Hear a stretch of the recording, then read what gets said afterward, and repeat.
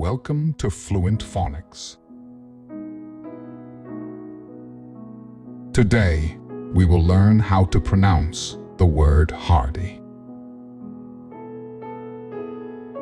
Hardy. Hardy. Hardy.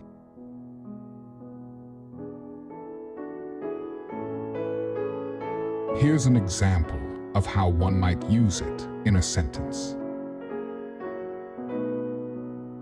The hardy hiker trekked through the snow-covered mountains without complaint. Hardy describes someone who is robust and able to withstand harsh conditions or difficult situations without being easily affected or damaged.